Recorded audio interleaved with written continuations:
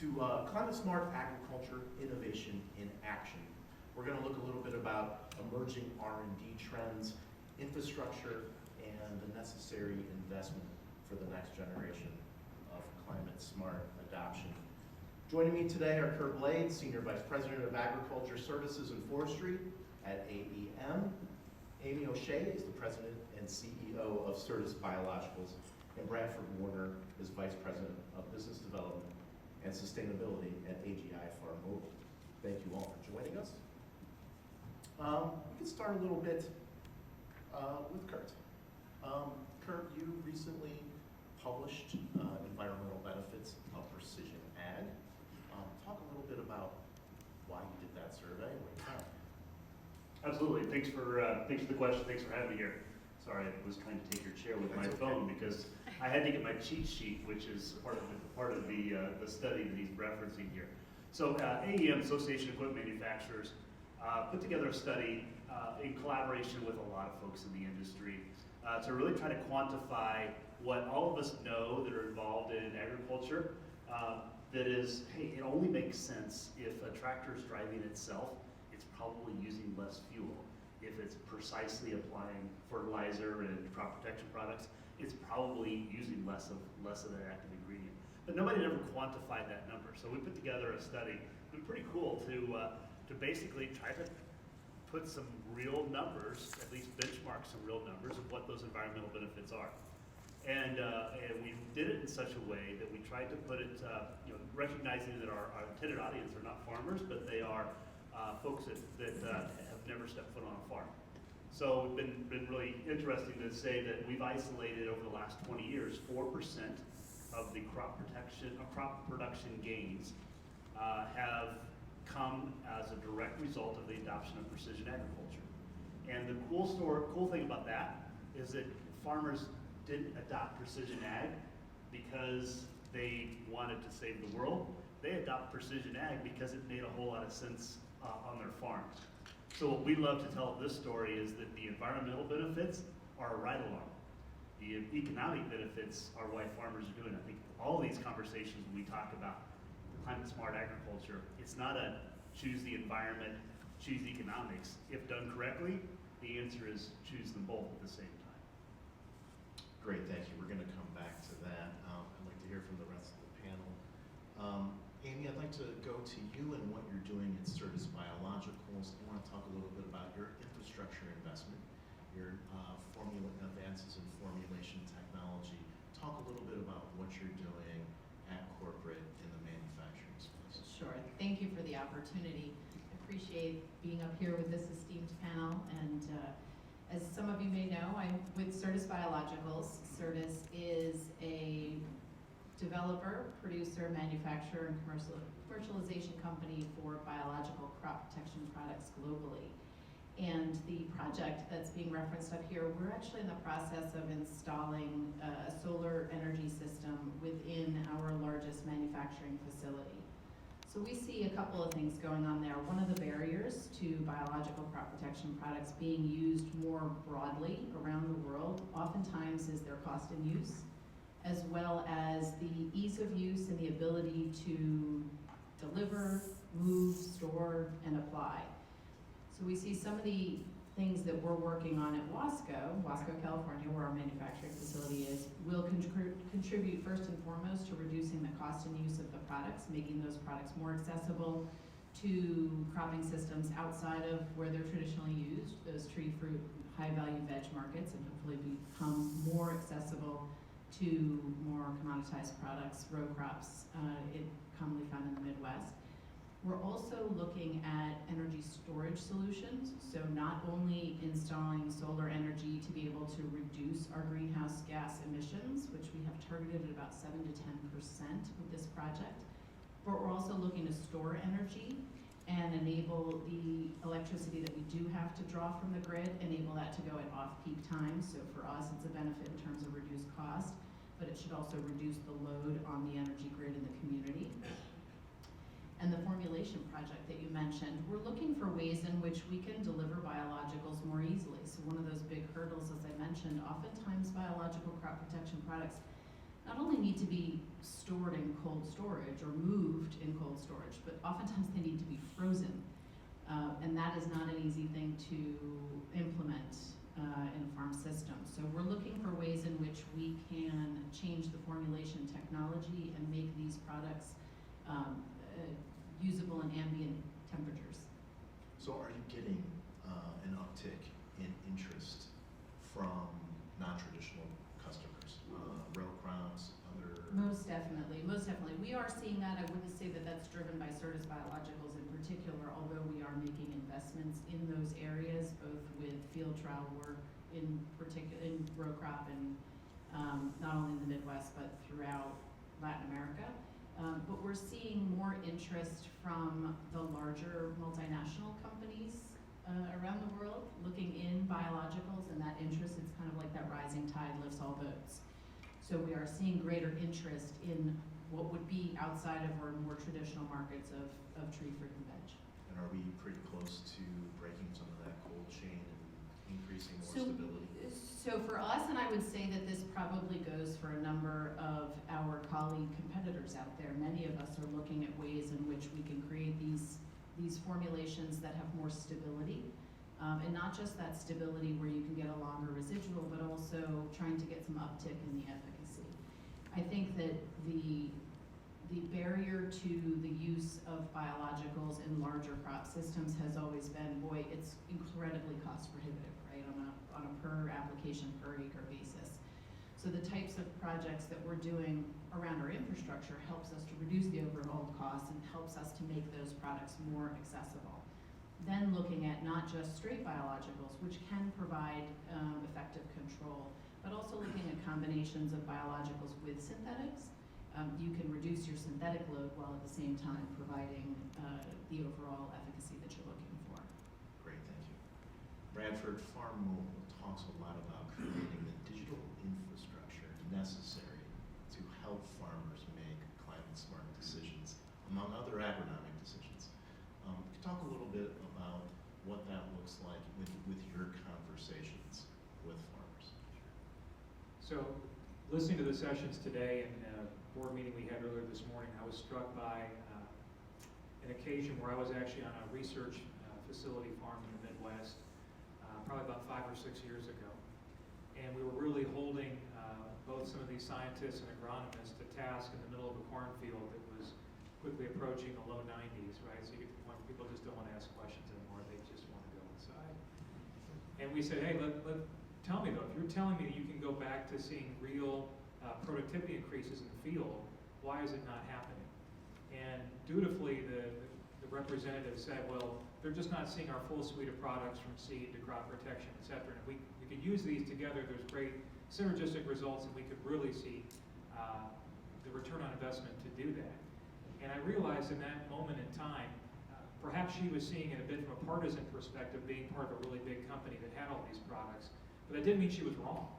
It just meant that there was not the data fabric for people to really see these, what are some of the most incredibly complicated, multivariate experiments that farmers run every darn season.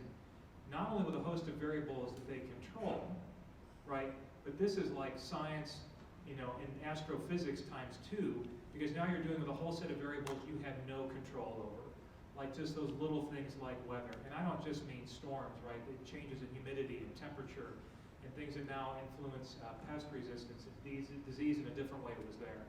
So to make a much longer story short, I thought in my next 7-8 hours driving home, we're not having this conversation in 10 years. We've got to fix this data fabric problem. And I was actually in the private equity space at the time, so we were buying up companies that were making ingredients, buying and storing grain, shipping oil seeds, processing them, selling to those CPGs. And across every one of them, they asked about creating what you're asking, really a climate smart or a sustainable supply chain. The data did not exist. And it wasn't like the farmers were holding this back, right? They were saying, look, you give me a whole bunch of point solutions, and you expect me to mash all this crap together and somehow give you some great system of record what happened in my field. Or you ask me and my agronomist to spend 50, 60 hours, per field to do that. We're not going to. So at that moment, the clarity was clear for me. It was time to get out of the private equity space and be able to look my kids in the eye, 10 years later and say, Dad wasn't just here talking about EBITDA. Dad was here and he was going to actually make a difference in what some of these farms did. And that's been the investment in building a digital infrastructure to get a good system of record from planting all the way through harvest. It's non-proprietary in its formats. It's easily exportable. It's easily shareable. And makes all those other good platforms and FMSs that are out there in the market today 100 times more effective, so you're not dealing with garbage in, garbage out. What are some of the components that farmers are asking you to support them in their data management play? The panel two steps back, there was an absolutely brilliant comment made, which was that data systems are only going to be of use in our supply chains if A, they're of use all the way up to the farmer, so there's high resolution sub-acre detail to be able to make decisions inside a field, because fields, I guarantee you folks, if you haven't looked at detailed heat maps, they are not uniform. God did not make the world that way anyplace. C, or B to C then, they have to be equally appreciable that you can aggregate that data in meaningful ways for the people downstream who want to understand accounting, the sourcing region, a trade flow, and see it in that aggregate. If you have both those sets of resolution, I believe now we can solve problems that we absolutely could not do even a few years ago, and that unlocks a lot of economic benefit up and down the supply chain. Are carbon credits great? Well, of course they are, because they're fairly easy to get your head around how you monetize it and how a market can float value on it. But there's a lot of other metrics, I think, that go with that also should be compensated in value. Like how about just a net GHG reduction of how you're farming on your field? You deserve to be incented for that because you're making a difference in somebody's supply chain. That's an excellent point. I'm sure there's some people here working on that. In the meantime, Kurt, your report on climate smart advances for precision ag, yield benefit, reduction of input, fuel savings, water savings, all benefits from OEM manufacturers. Is there one innovation that's going to move the needle significantly on any one of those? So we're looking at far less input use. We've had people today talking about how much that's declining. Do you see any one sector really creating the innovation? Well, that's a great question, and I love answering. What's the novel technology? What's the killer app of precision ag? And I think we could probably all agree that when tractors drive themselves, that's the foundation for everything, and you can hang a whole lot of things off the top of that. That was the killer app, like the spreadsheet was so many years ago for computers, that all of a sudden caused farmers to adopt that.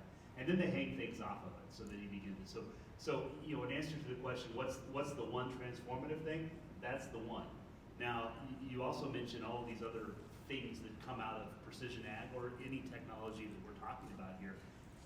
There's no one silver bullet. I think that's beyond that. It's sort of like it's cumulative. Everything kind of stacks up on top of one another. Now, there are some really interesting hidden benefits that don't get a lot of play.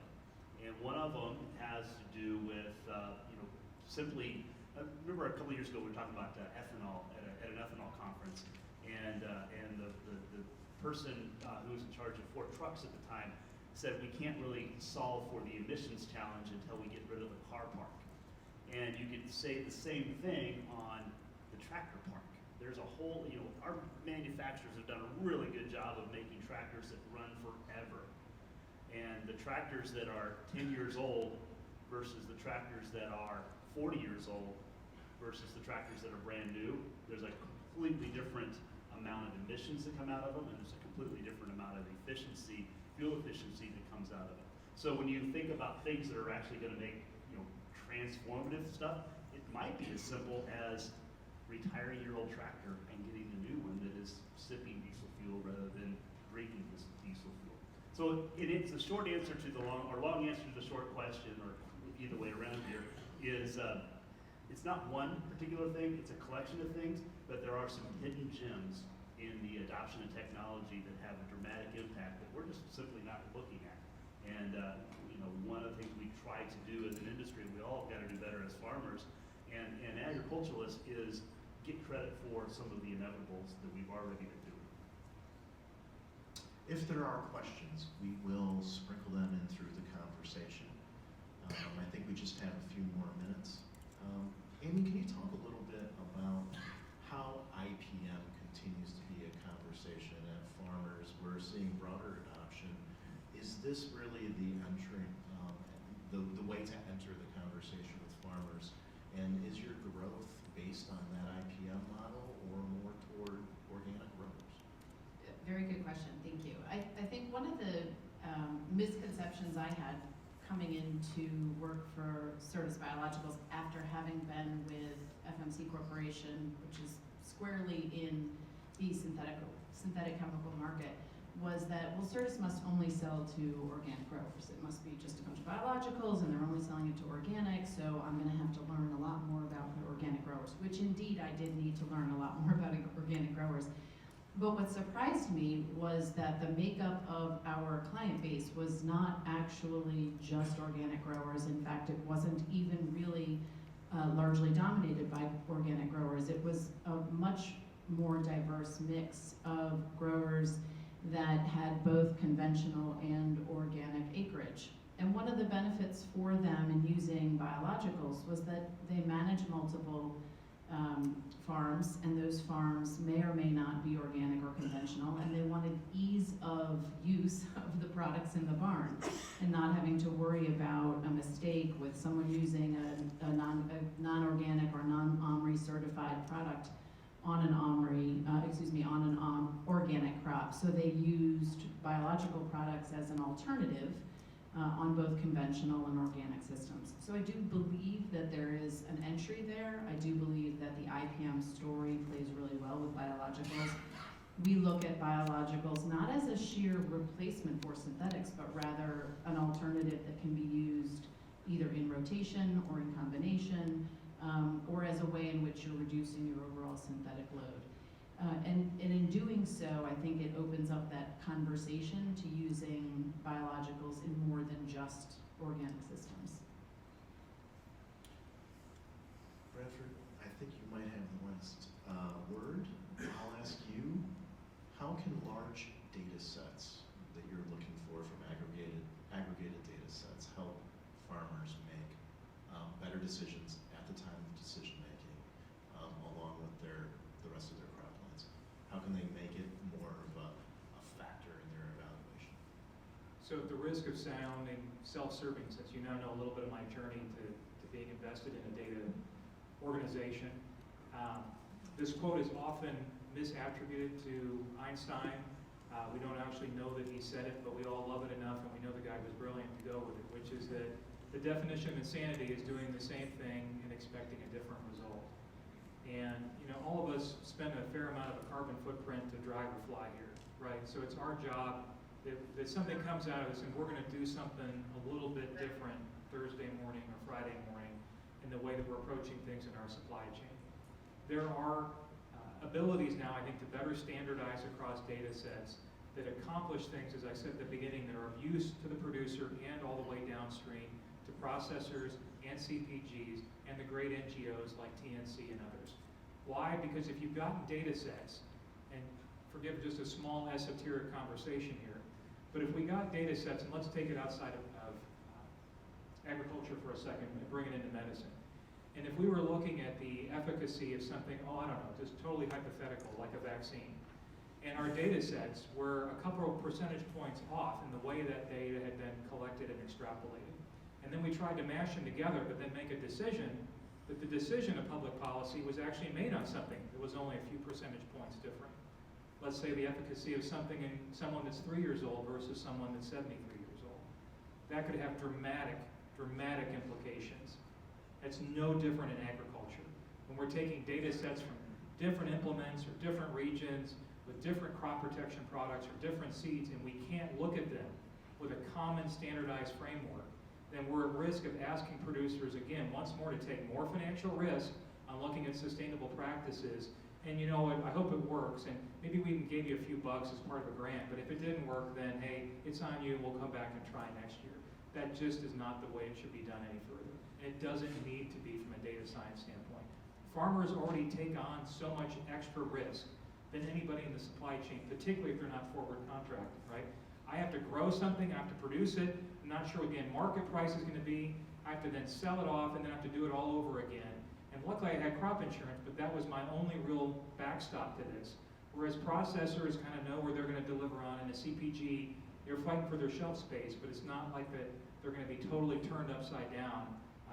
And the pandemic proves that. They're resilient, smart, good organizations that can do that. So let's help de-risk the producers' role in this. Let's give them better data and make that part of our conservation projects. Let's stop putting out projects out there that underwrite maybe $26 an acre for cover crop seed. And my God, we didn't spend $3 an acre on data? Are you kidding me? That's the kind of stuff we can change right here today, folks. If there are any questions, we are running a little over, but we'll entertain them. And seeing